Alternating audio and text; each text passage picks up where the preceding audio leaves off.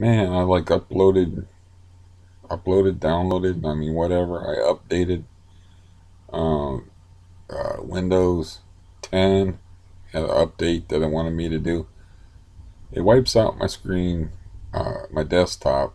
It changes like every damn thing about this. It's like, if it ain't broke, why fix it?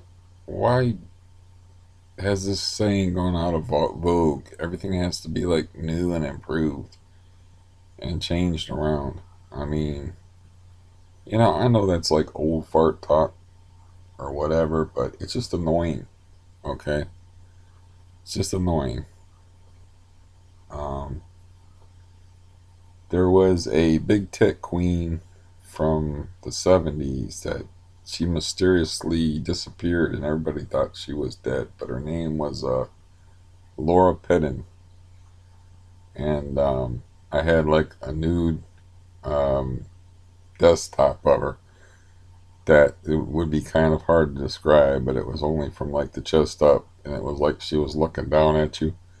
So, I need something to wake up to in the mornings. But that's gone. I'll never be able to find that picture again. I mean, that's just gone.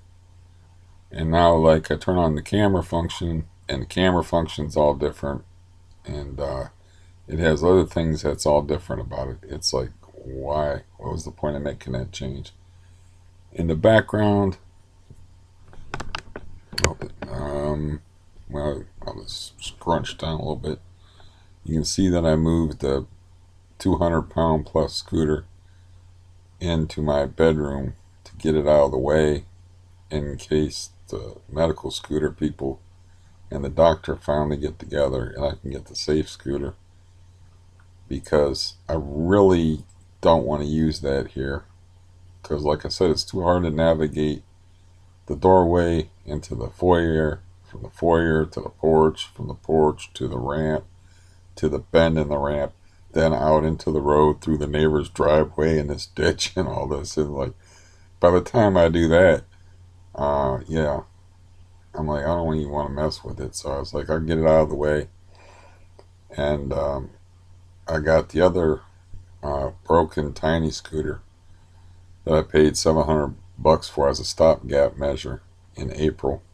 In April, um, I finally put that up on eBay, and they changed that all around. But I was, it might still be under warranty for all I know. What I should have done with that is like, I had other things to think about, and I kind of wanted to give it to the guy in the wheelchair anyways, and I didn't want to mess with it, but I should have just complained to the company that it didn't work and got my $700 back. And considering the fact that I've been sweating money for like too damn long, um, yeah, not these are not good choices that I've been making. Uh, but anyways, um, something odd happened, so I was just bored. I was watching a baseball game that was taking like 4 hours. I don't know why it was taking so damn long, but it was taking like 4 hours. It's like all the counts were like 3-1, 3-0. It's like, can anybody throw a damn strike in this game so you can get the damn thing over with? So I was like, well, I got this weird thing to report. So the last time I was on here and talked to you is like right after I had some kind of weird cardiac event where I thought I was going to be in the hospital, and I had like arrhythmia. So I'm like, fuck smoking. I'm just going to lay in bed. I'm going to keep away from high stress people and just chill. I started to go a little stir crazy. That happened on a Thursday. Yesterday was a Monday, so I hung out from Thursday to Monday with no smoking and just kind of keep it to myself because everybody in the building smokes. And I was like, one cigarette, you know.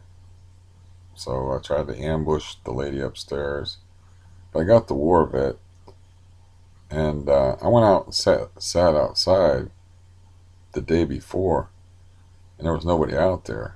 And I noticed that the title to the boat outside, to my boat, was just gone because it was kind of just thrown on the porch like garbage, unsigned by the owner. I think I explained that before, that it was a we bought type of thing, like I got he got a boat off my dad and talked about us going out in a boat, and I was like, I'm not going out in that boat. So we bought a real boat, never went out on it, but I was like, it's going to be your house, and I don't want Social Security to know about it. I'll just have to report it to them, and just don't want to. I don't know if it'll matter or not, but I just don't want to. So just put it in your name. And anyways, fast forward about 10 years, and I already replayed the dumb conversation I had with him about it, where all he had to do was sign it over. So this unsigned title is, I'm like, I'm done with that. I mean, I don't care about that anymore. So like, I just want a cigarette. Yesterday, I opened the window, and the war vet's out there, and I'm like, I just want one. Because last time you seen me is when I was having arrhythmia for like 20 seconds. So I'm like, yeah, I'm seem to be doing something wrong here. And it's probably not hard to figure out what that is. It's like when my aunt called and was like, I got stress, and my doctor said I can't have any more stress, and yeah, so that was bad.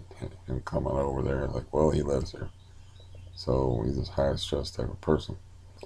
Um, so you got that. You got me. I'm pretty mellow, and I can put up with craziness. I was born into craziness, as we all know. And displays of violence, kind of like whatever. I can tell the difference between when I'm in danger and when somebody's doing a guerrilla display. It's like, just whatever, dude.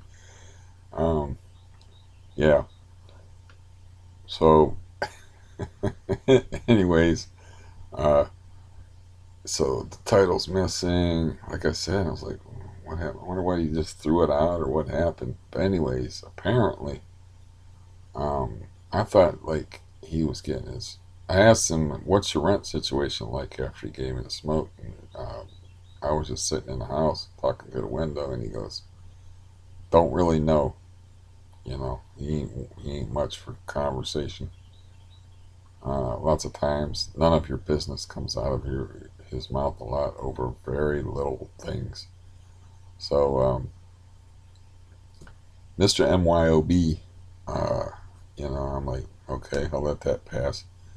And then like he's like, yeah, um, I talked to the owner of the boat, and he said he would drive me into the notary today, but he probably knew it was Labor Day and he wouldn't have to do it. And I was like, I was thinking it probably slipped his mind because he's a fucking dopehead like you. You know, this idea of marijuana being harmless, it's like when used responsibly, maybe, you know, but when used like all the fucking time, it makes people stupid. So the guy's like waiting to go to a government building on Labor Day to get something taken care of, you know. And he thinks that the guy actually knew that and just told him that. But he went. I said, "How'd they treat you?" And they were like, "Oh, they treated me okay. They were just kind of telling me what to do." And I said, "I know how much you love that." And he didn't say much to that. He doesn't say much to anything, generally speaking, unless he's angry or upset about something. Then you might get, or if he's hammered, you get the drunken philosophy hour. Anyways, so that was interesting to me, anyways, because last time they saw each other, they tried to kill each other, and I talked to him, the owner of the boat, on the phone, and he gave me all that shit about it. When all he has to do is sign the title, and now he's offering to take the guy because the guy can't drive because of his problem, and he knows enough that he can't have a car. He can drive. He knows that he shouldn't have a car. You know, it's like, it would be like giving a loaded gun to a monkey. You just don't do it. Uh, so, anyways, um, I'm like scratching my head trying to piece this together. And it's like the only thing I can figure is like I talked to my brother and told him the hell with this guy, with the hell with the boat guy. The heck, I don't care if he's my foster brother, man. I'm done with them. I don't use the dead to me phrase or whatever. So I was like, we're done. And so they went fishing together after that. So the only thing I can figure about this turnaround is like maybe he changed his mind about the whole deal because he doesn't want to be like cut off. He knows I'll do that. He knows that I will just ghost him. It's like you're nothing to me. You don't exist. He knows I'll do that. So that might be why he's suddenly compliant. And he doesn't even have to drive the guy to the notary. The guy can find alternate means to get to the notary, and they can just meet up there if they need to be there. They don't even need to be there at the same time. He's just offering to take him there. 'Cause, unless my understanding of it is wrong, or what I read in the um, Ohio code, voting code thing or whatever, where like it's all the buyer's responsibility. The seller don't really have any responsibility except for to have a signed title. So that's all he needs as a seller would be a signed title. Now, as a buyer, when he bought the boat, he had to go to the notary, and then there was license plates and tags involved and whatnot, and that was the part that he had promised to pay, but didn't pay because he's cheap and has no integrity um, for like years. So boat just kind of sat there, and me being stubborn, I'm like, I ain't paying that, and then I found a reason as I've gone through in other videos to plunk down the $300 we needed for various things for the boat. It was like $295, something like that, to get it on the water. It's only on the water for like one summer and not very often.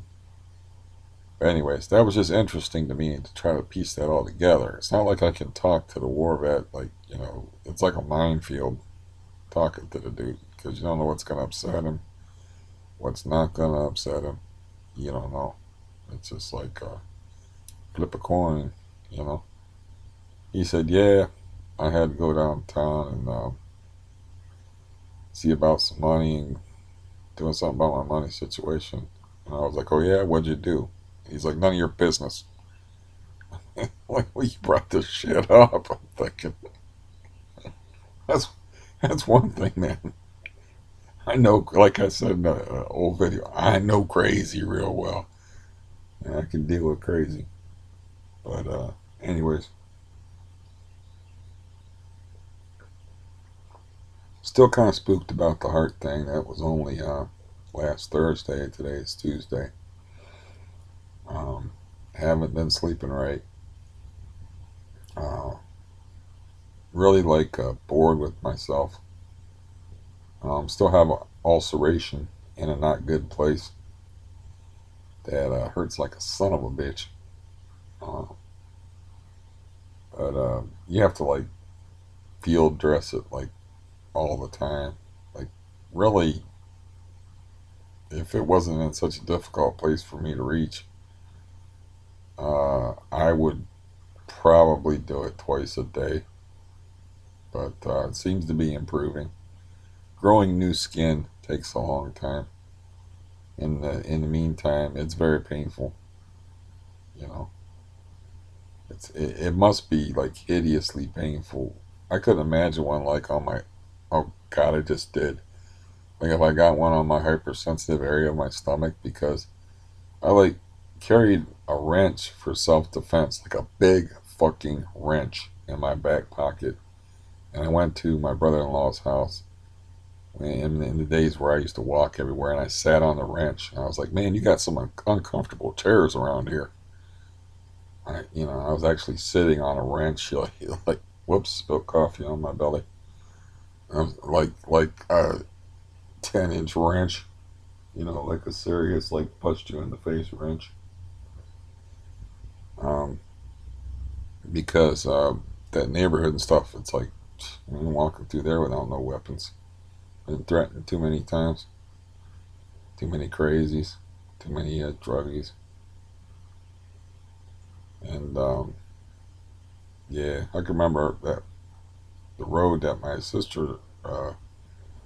older sister lived on, really bad road, but I was put in a really weird situation where I'm a sizable guy.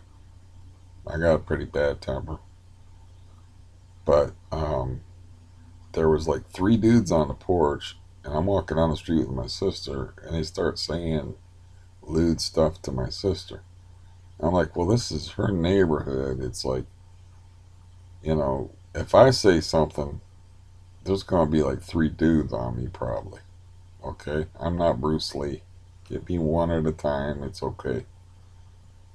Maybe even two, but three guys, So they're saying this lewd, nasty crap to my sister, and my sister's just like, I forget what kind of stuff she was saying. Just like, as long as you keep your asses on the porch, your eyes can do whatever they want, because she's a pretty tough cookie. And here's a cute old expression for you, but it suits her.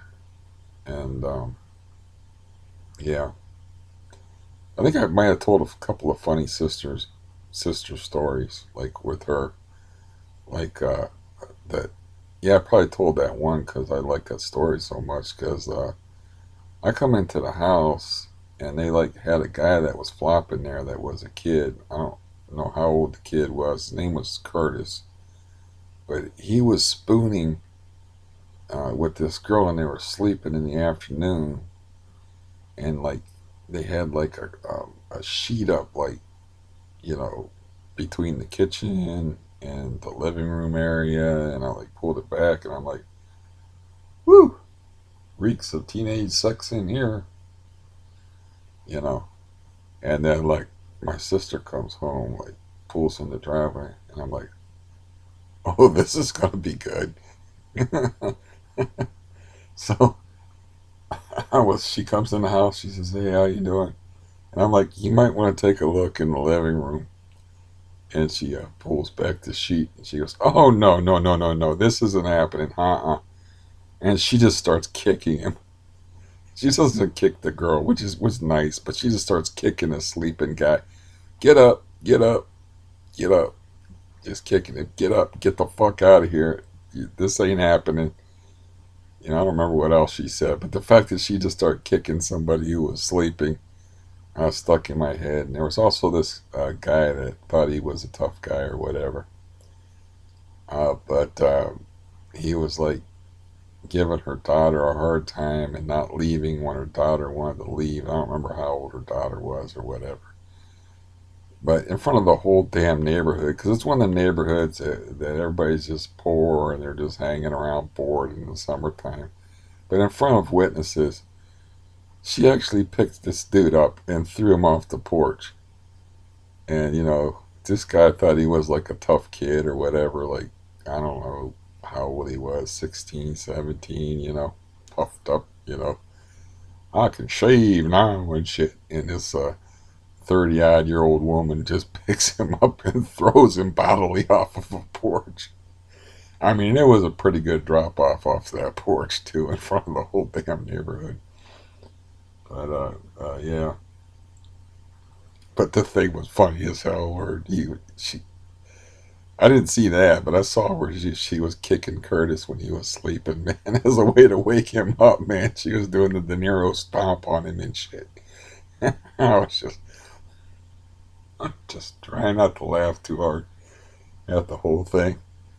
The girl gets up and she's in some kind of daze or something. Who knows what they were doing substances or whatever, but they must have been doing substances if they thought they could get away with fucking in my sister's living room. But classy. But yeah, and my heart's been kind of like it's been okay. There's been no major arrhythmia things going on. So I said, just give me one cigarette, and I smoked it. And then the dude in the wheelchair came out, and he happened to have, he gets weed off of the dude, so he happened to have like a good cigarette, not a roll up, uh, which he rather poetically calls dog turds. A rolled cigarette to him is a dog turd.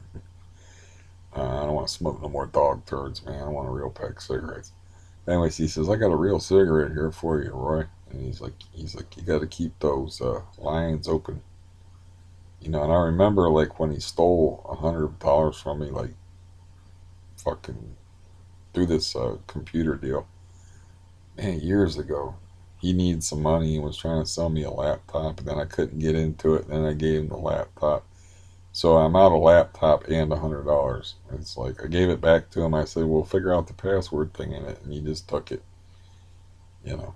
And anyways, um, I remember that, and I had like a stupid, but it's kind of like Andy of Mayberry type talk with him about like listen, man, screwing people over is one thing, but you don't want to screw over your family, man, because it's not about hurting them. It's like sometimes you're gonna need help, and those same people that you screw over, they ain't gonna want to help you.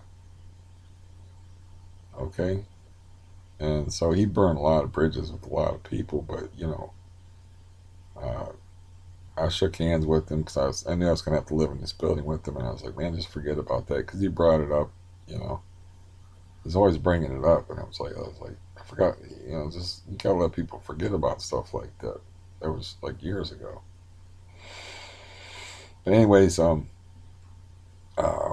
yeah, I've been a hypocrite about that anyway because you know, so I've been nice to him and he's been giving him stuff and whatnot. So he didn't really burn that bridge with me by robbing off me. But other people, there, there's lots of times like he's going broke just because he don't have, or he's going broke, or he doesn't have rides anywhere, or, stuff. It's because, you treat people like shit and you act like a maniac. That's what's gonna happen.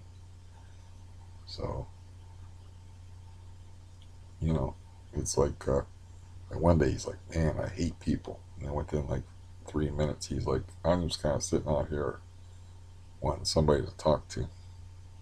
I'm like, well, if you're like nicer and if you're like more secure in yourself and less touchy and less volatile and beat up less houses and bleed on less things, it's like, people will probably be more inclined to want to be sociable with you. And, yeah, I don't say that, but it's what I think.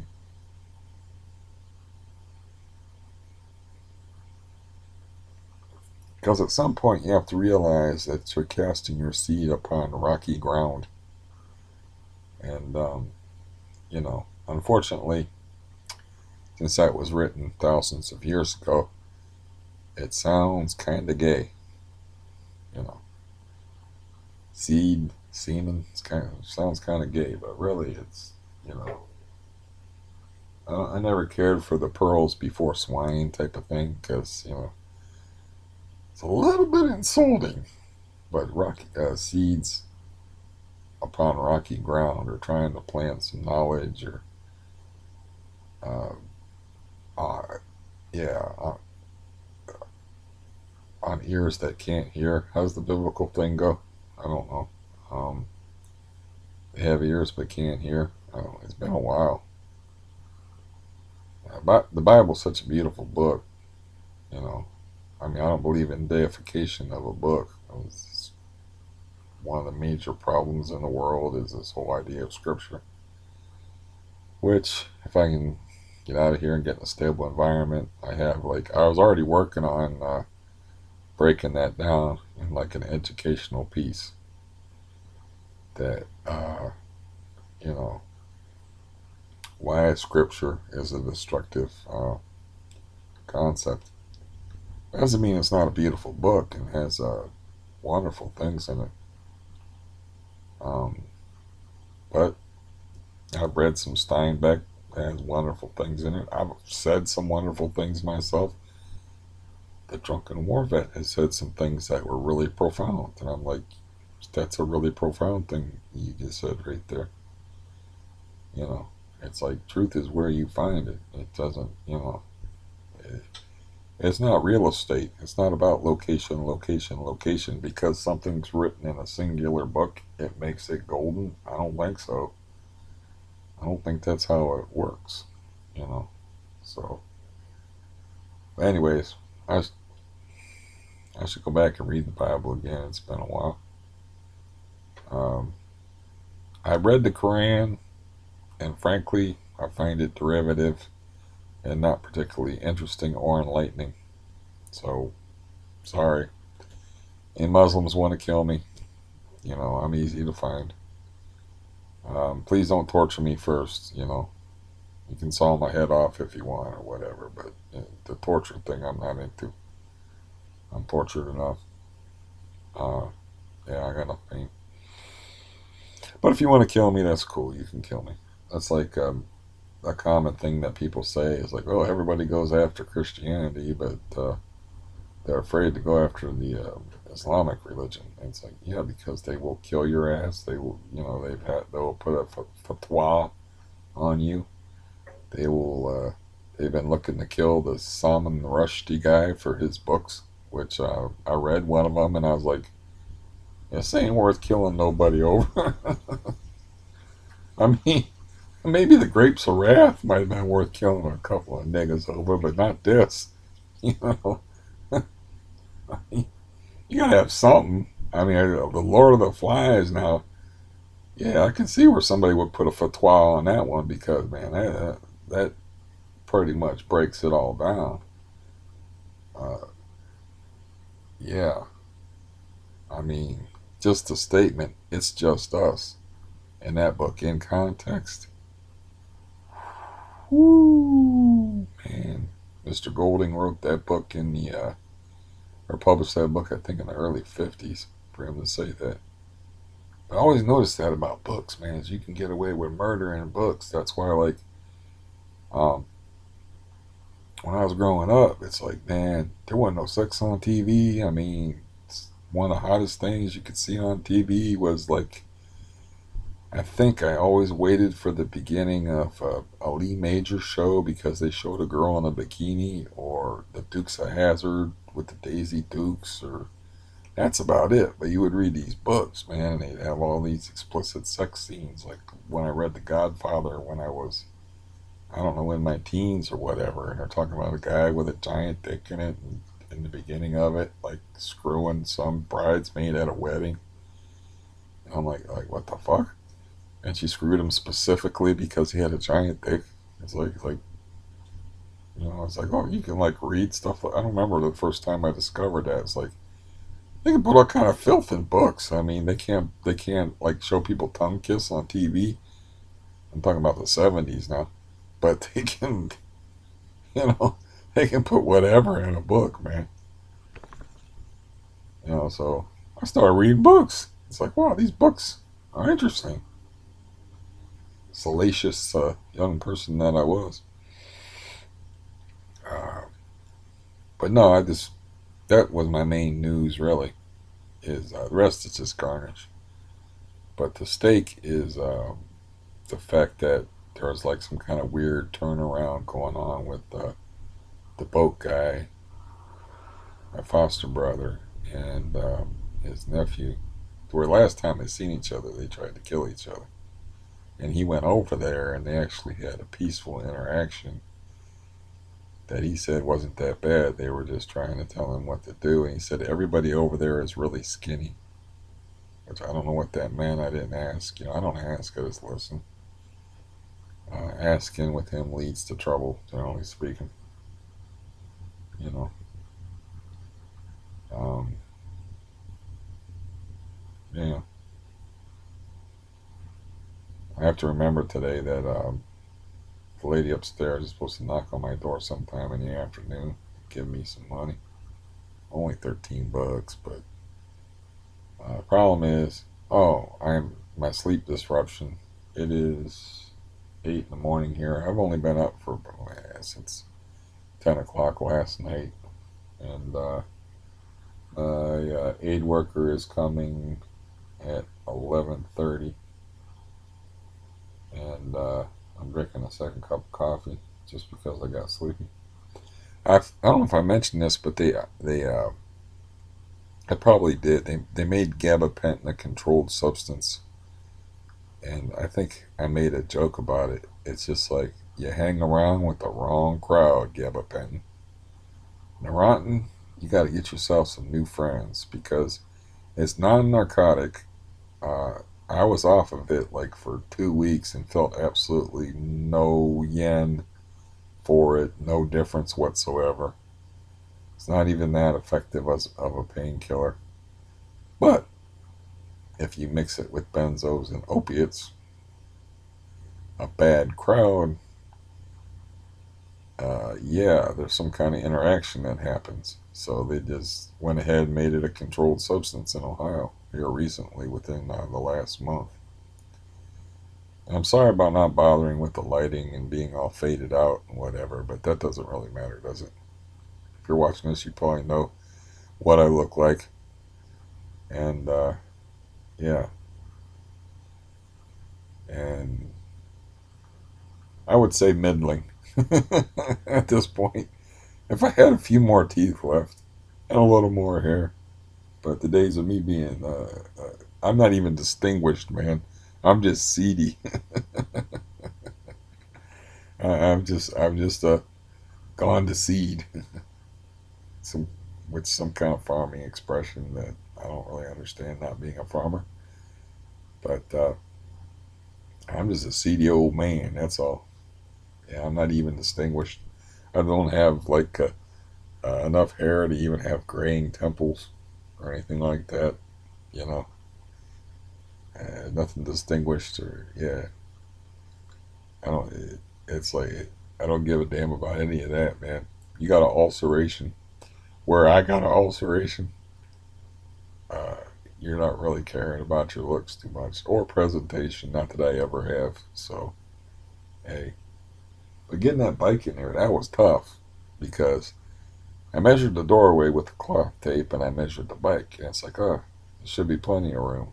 And no, because you have to turn the vehicle and you have to like work it, get it straight and everything. And I'm like, fuck this. And I went to grab the anti wheelie bars, and they cut the fuck out of my hands trying to lift like 220 pounds. And I got some gloves and did it that way and lifted the rear end of it up and straightened it out, and then I got it in here. I wanted to wheel it around so that it was the front part. It's gonna be harder than hell to get out of here, but so that the handlebars were facing the doorway, but I couldn't figure out how to do that. So yeah, these are worries for the somewhat distant future. I want to get the safe one I'm supposed to get from the Miller's company in here, and get that over with. I can make that call here after I get off of what'd you call this? Get off of YouTube rambling. Um,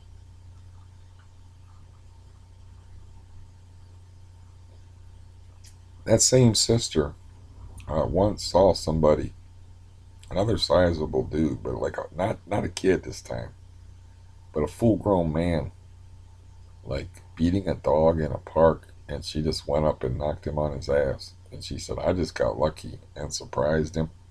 She said, I had no business punching that guy in the face.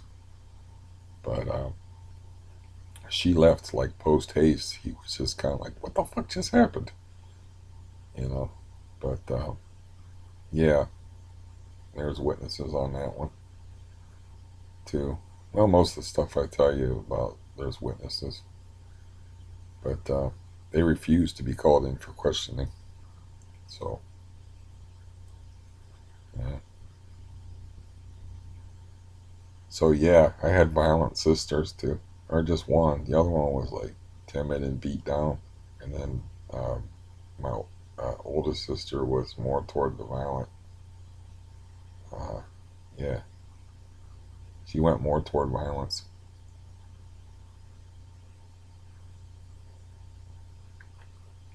As a matter of fact, when I was a little kid, I mean little, um, so this is when the first Ataris come out. I know I haven't told you this story because it is a fucked up story, but this is when the first Ataris come out. They were I want to say 2800, and they had like whatever the first Ataris were, where you just had a button and a stick, whatever year that was.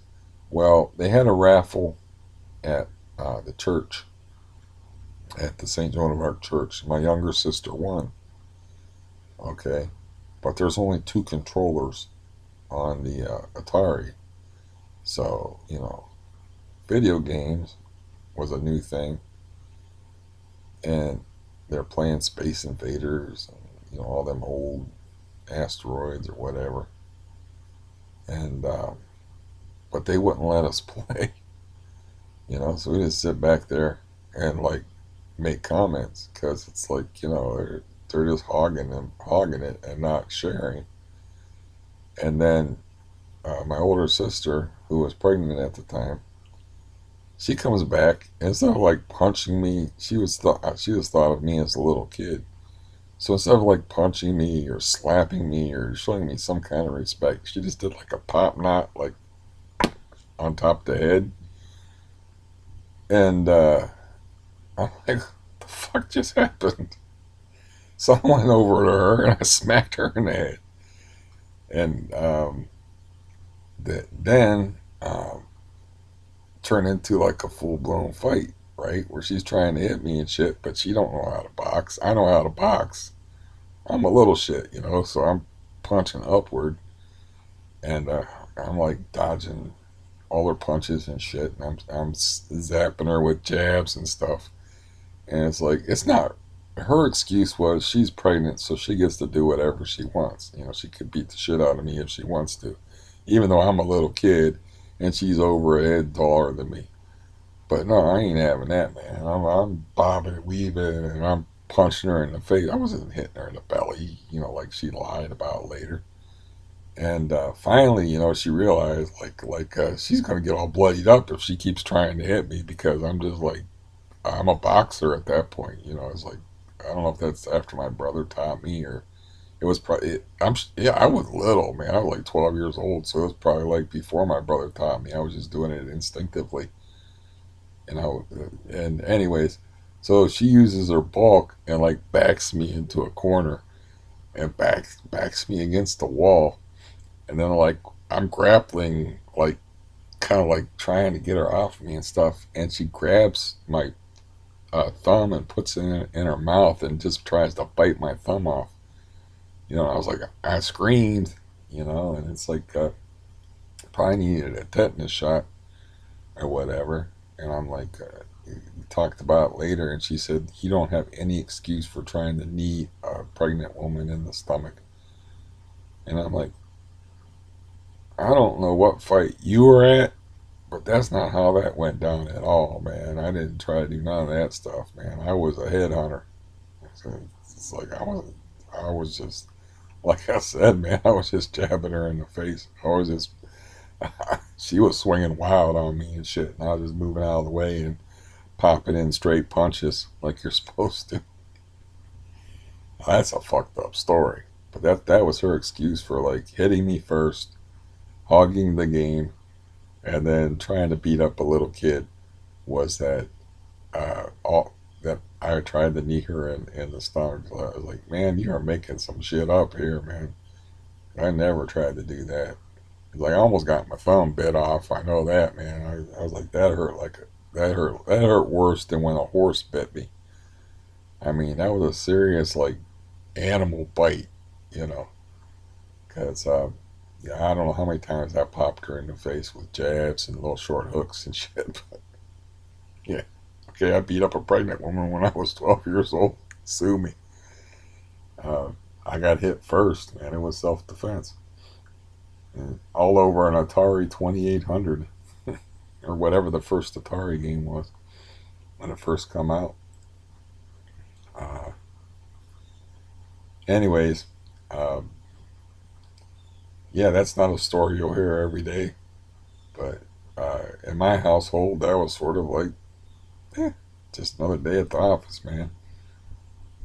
Weird shit always going down.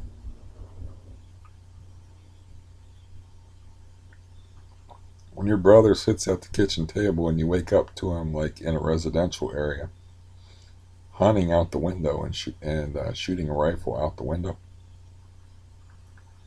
uh, yeah, anything's possible.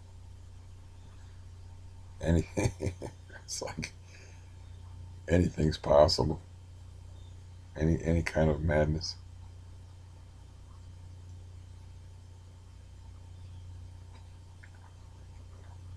But no, of course I would not like fight a pregnant woman uh, if they were my size. I was just a little kid.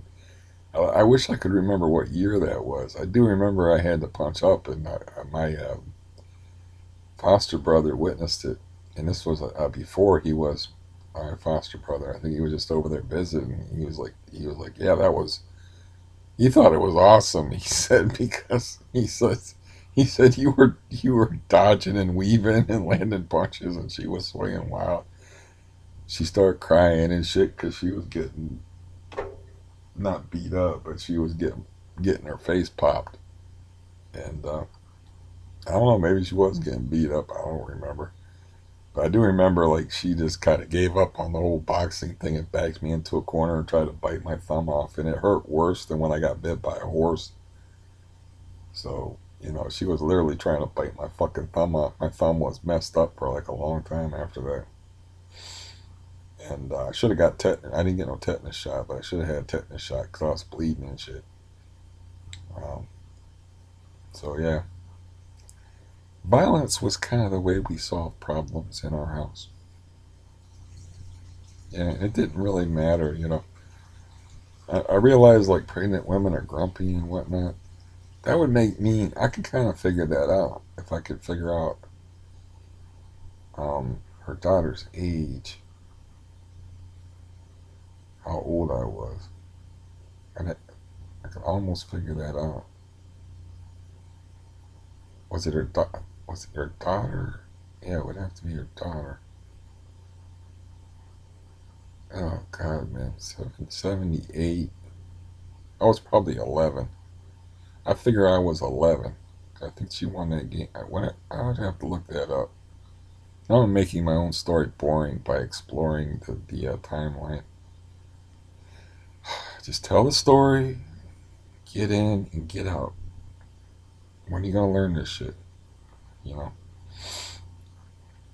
Anyways, so yeah, I was like, he said that about the boat through the window about like how he's trying to work it out, and it got me to thinking. Like I said, like maybe he's trying to make peace when it's already too late to make peace. Because I told the guys like I don't even want to talk about that boat. If I had two good legs, I would probably go over there and just beat the shit out of him. Is what I said word for word. You know, it's sort of how I feel about it.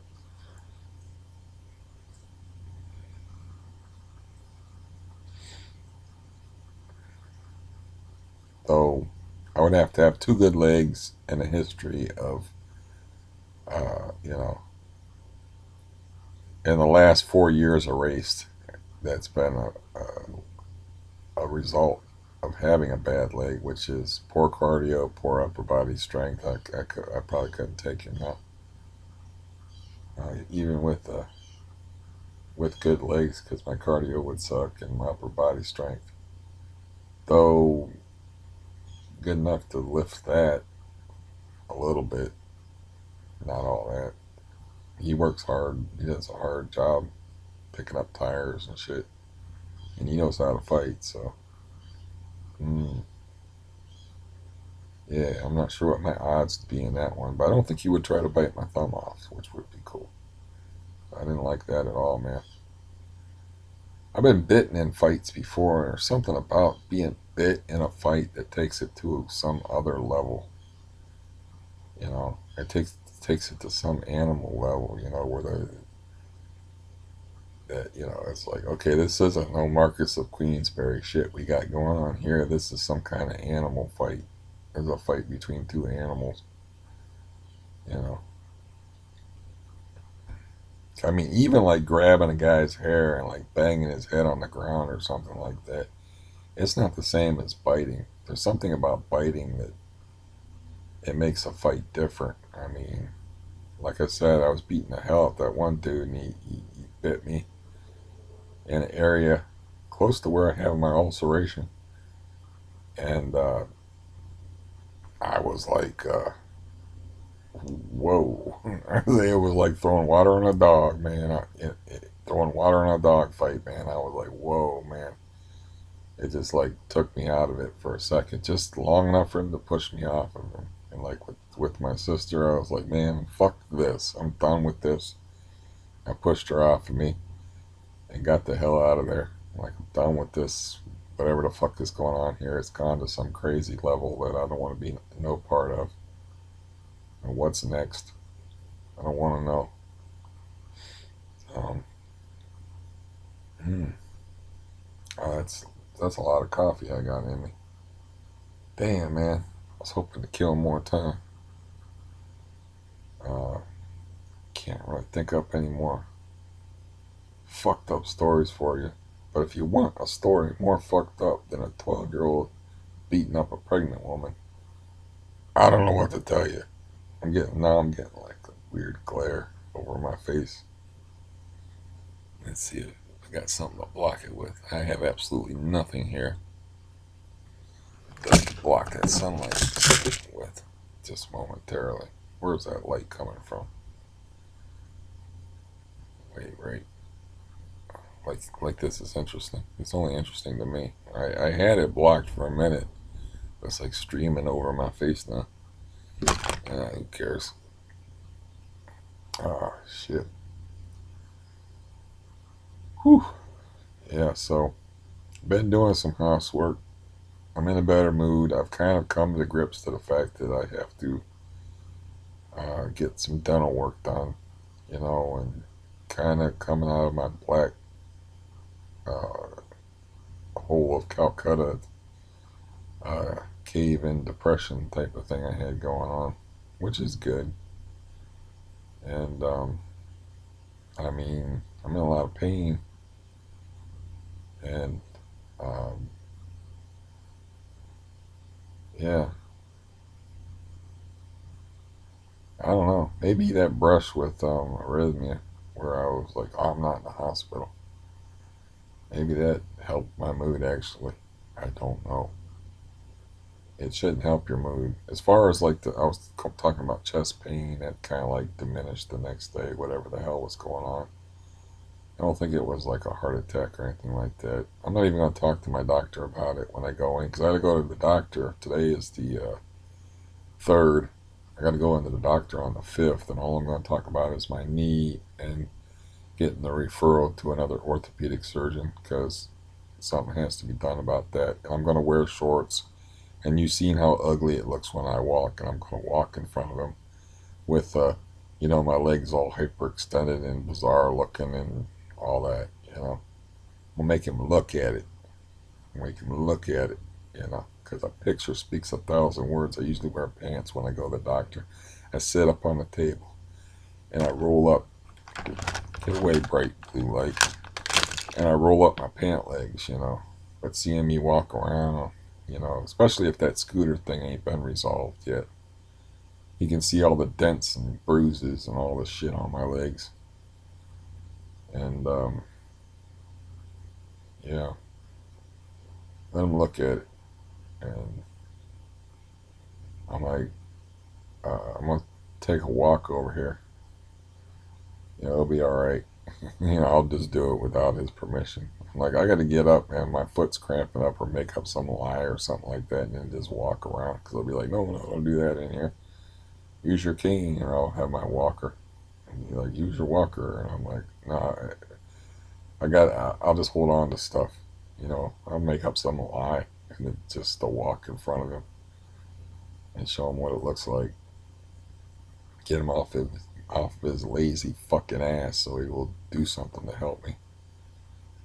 Because this is bullshit, man. I was looking at a video from April where I had just come home. It was like April 19th, 4/19. Okay, we got 9/3, 5 months later. So I don't know what the hell I've been doing in the intervening 5 months, but I think just being depressed and like I tried with the knee. They're not going to do anything about it, you know. Um, but that was 4/19 is when I came back from Medina, and I didn't know yet.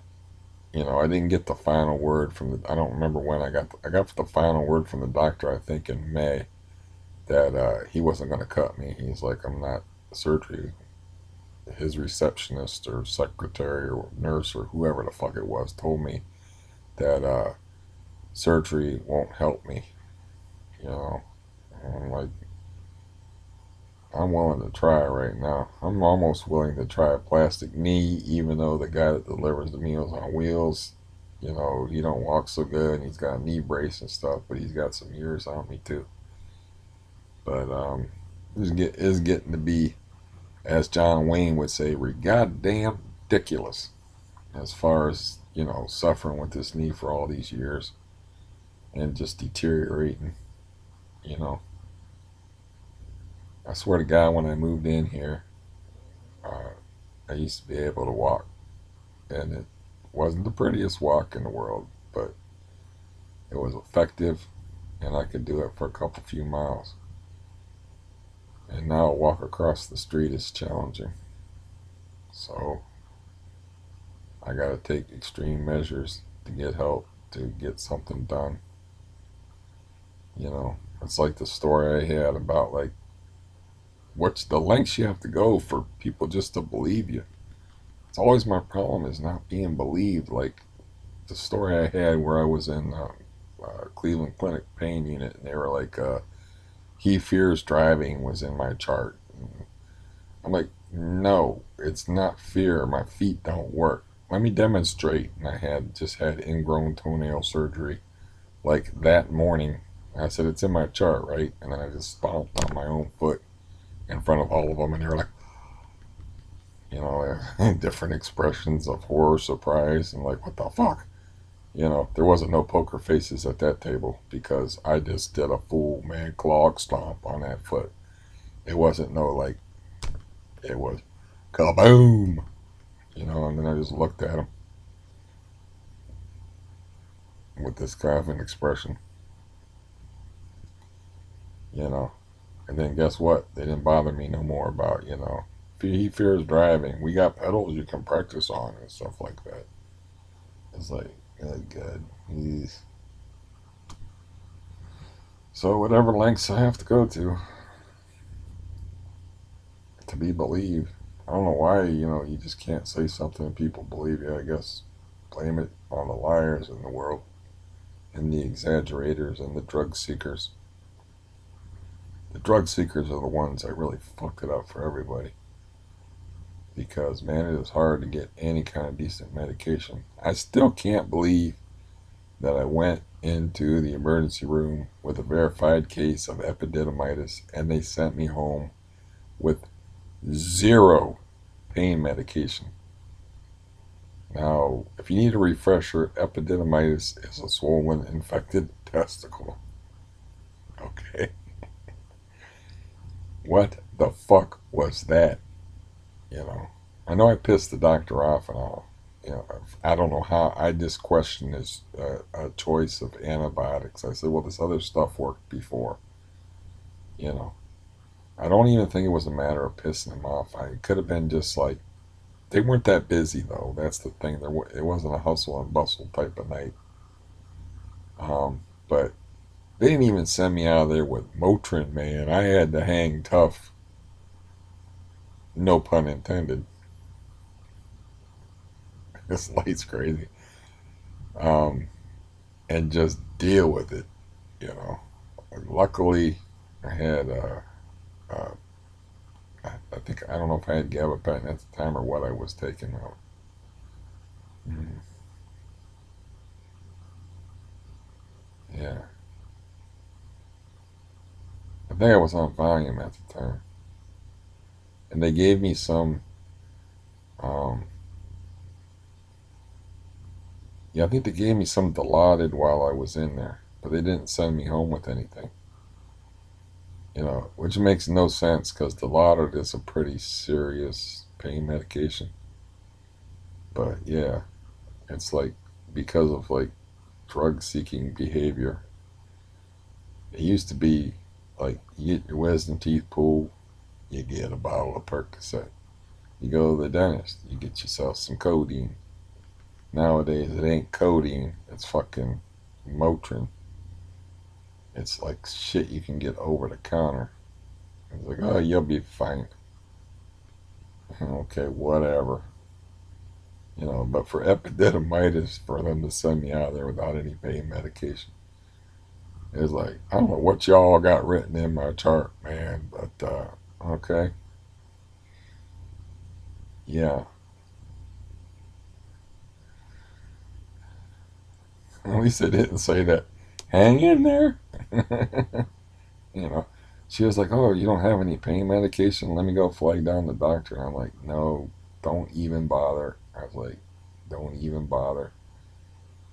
Uh, I've been here 5 hours. I got to go home. My ride has to get up for work in the morning. Uh, I got to get out of here. You know, I should have sent him home and paid for a taxi or whatever. So it was probably just some kind of fuck up or whatever. But it is true that because of drug seeking behavior, you can't get any decent pain medication when you need it. It's like I cut my leg like so bad that I almost bled to death. I mean, I was in a pool of blood.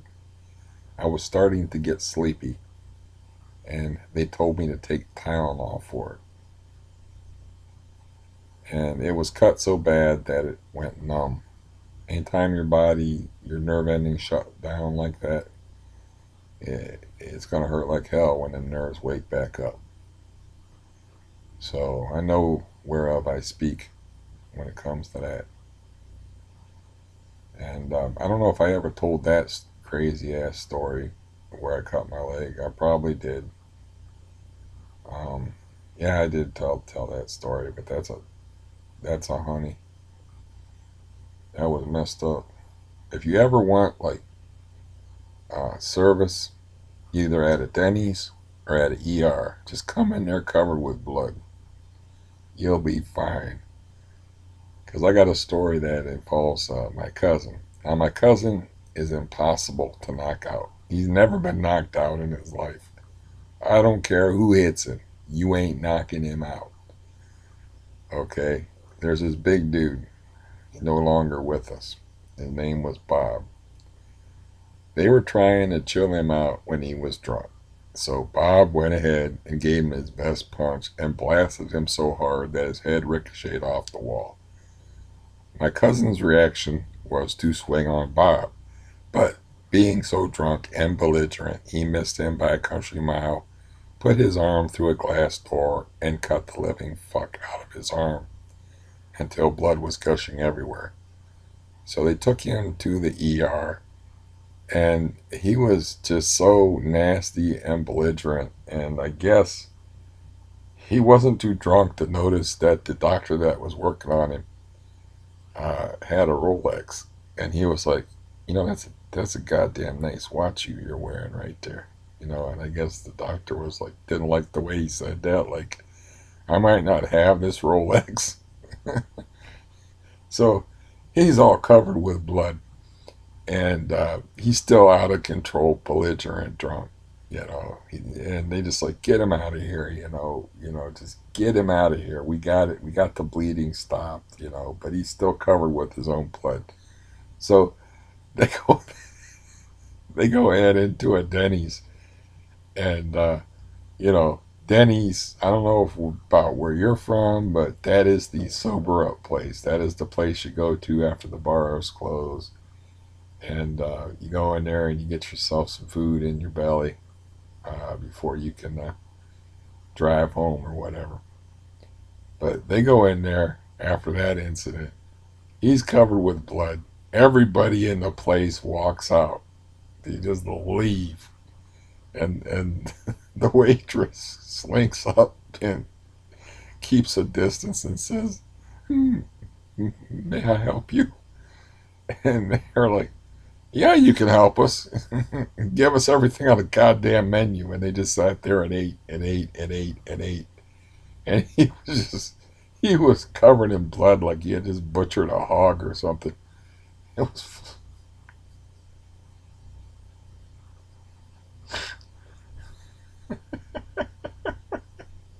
crazy damn sons of bitches. Those were the people that I were talking about that were so hardcore they used to have BB gun fights and like shoot each other with BB guns and like knock down hornets' nests for entertainment.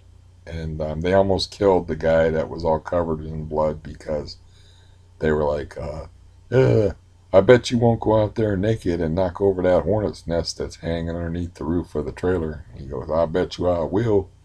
So he does that, strips all his clothes off naked, goes out, knocks over the hornet's nest, and of course they lock him out of the trailer. So he literally almost gets stung to death, naked. Um, and they have to take him to the emergency room. And these are the nasty hornets. These are the big blockhead hornets. I can't even imagine the amount of pain involved in that. Because I got attacked by bumblebees, and that wasn't no party. But a hornet is a whole other thing, especially these big ass black and white hornets they got around here. Um, but yeah, same guy. But yeah, it's just a hell of a thing, man. He just looked like he committed a murder, and he walks into a Denny's, and everybody just gets up and leaves simultaneously. And he's all loud, and everybody's all loud and obnoxious. They just went through this big thing, and they're all on various stages of inebriation. And yeah, I wonder if they left a tip.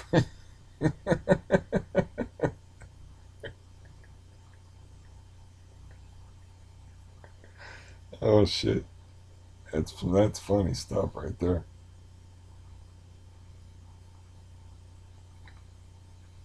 Yeah, I think somebody hit him in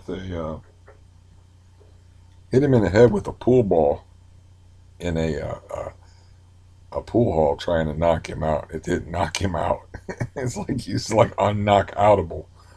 He was the Marvin Hagler of the trailer park set. He just couldn't knock him out.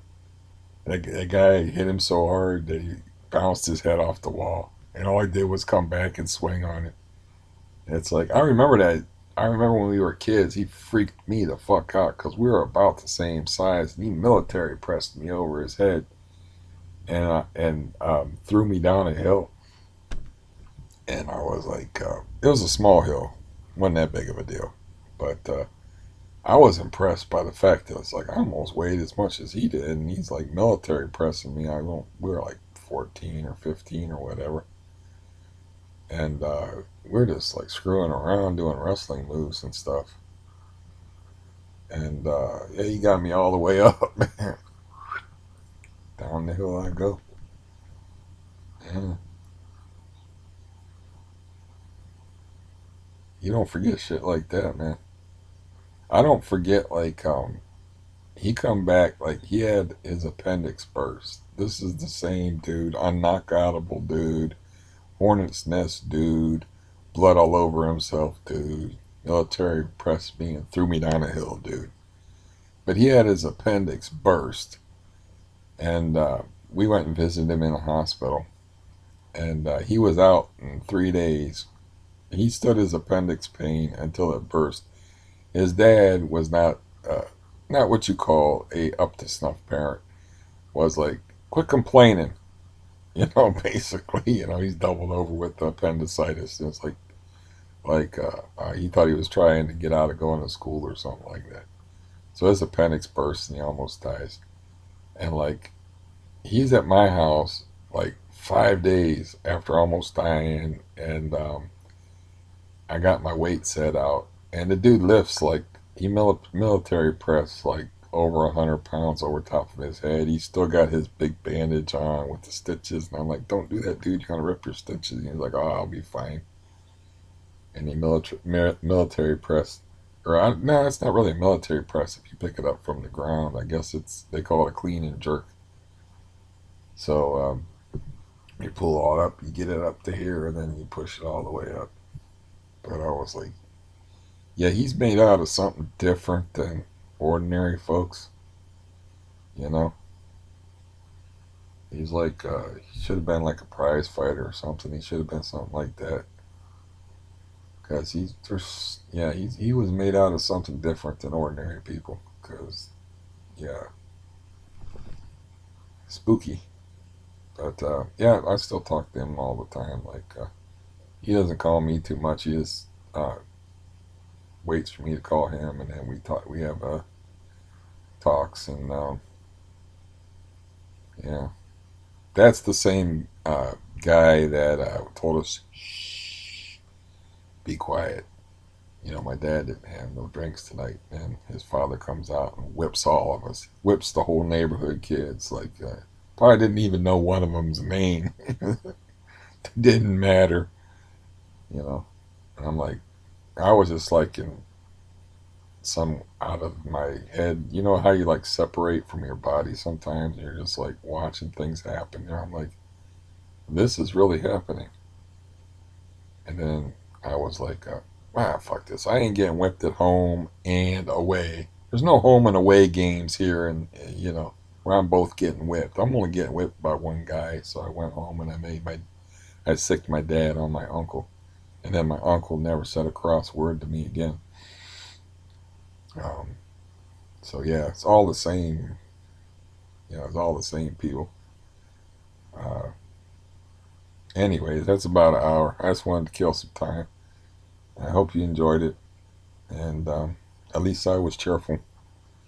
And yeah, so I don't know what to call this one, but does it really matter at this point? I don't think so.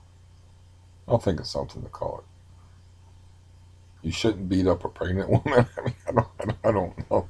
Beating up pregnant women. That'll get some views. I don't care about any. I don't care about any of that. Yeah. Um, I notice like I do notice like a drop off in views or like what seems to interest people more, but really it's just the same people, I think. So I'm sorry about the sun like blaring in and me not giving a fuck. But to you same people, I'll talk to you again. I got some stuff coming up. I got my doctor's appointment, and then I got the psychiatric appointment where I try to get housing. And I got like more stuff coming up that, didn't happen like 30 years ago. Though those things that happened 30 years ago, kind of hard to forget. It's hard to forget that kind of stuff. Kind of stuff I've seen. You take it to your grave, man. Um, you just, yeah, yeah. It's indelible. It's scrawled in your cerebrum in indelible ink. It ain't going nowhere. And some of it you would like to wash out. Some of it's just amusing at this point. And I have memories that haunt me like anybody where I just wish I could forget. And train whistle. Um, yeah, but a lot of that stuff, like, that's painful at the time, it just makes the best stories. And you know, it's like, it's interesting because it's outside of most people's experience. It's, I mean, there's, of course, some messed up stuff going on in the world, but I mean, have you ever been attacked by a whole hive of insects? You know, like, oh, I've had that 3 times. That's one thing, but to actually live with people that would like trick you into going outside naked and getting almost stung to death by hornets, that's a little different. You know, that's a little different. I was trying to wrap this up with the bow, but yeah, it will be interesting to see how the boat thing works out. But I kind of like washed my hands of it. I'm Punctious Pilot on that motherfucking shit. If they want to work that out between themselves, it'd be good for them to do that. It was a stupid thing for my foster brother to say that he would do it on a holiday. Like that could happen. This is a really bad thing I'm doing right here to y'all. Oh well. Hopefully it's not blinding to you and pointless. It's probably pointless entertainment, but with no doubt pointless entertainment. But hopefully it's the glare is not too crazy. I've never seen it quite like this. I don't know what that's about, but when the seasons change, the sun comes in at different angles, so maybe it's got some kind of different angle going now. Anyways, so yeah, I'll check in as per usual every few days, and uh,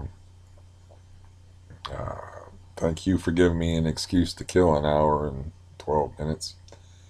And yeah, people that listen to me on the reg, thank you for making me feel like I um, have a reason to run through all these old memories and run my uh, run my mouth. Man, I hate it when you want to be clever and it just doesn't come to you. But I was gonna say my ever fucking gob, but I've already used that one before. Um, yeah. So yeah, like I said, I'll catch you in a few days, like probably 4 or 5 days, because I got some busy stuff to do coming up here, and uh, I'll let you know how it goes as far as the housing and as far as the knee surgery that I need, and anybody that's interested. And I'm I should edit out the whole ending of this, but you know me, I'm not going to. I'm gonna edit it. Yeah, you can just turn it off. You're like, man, this dude just said goodbye like 10 minutes ago, and you know what? You're right. So, goodbye, and thank you for listening.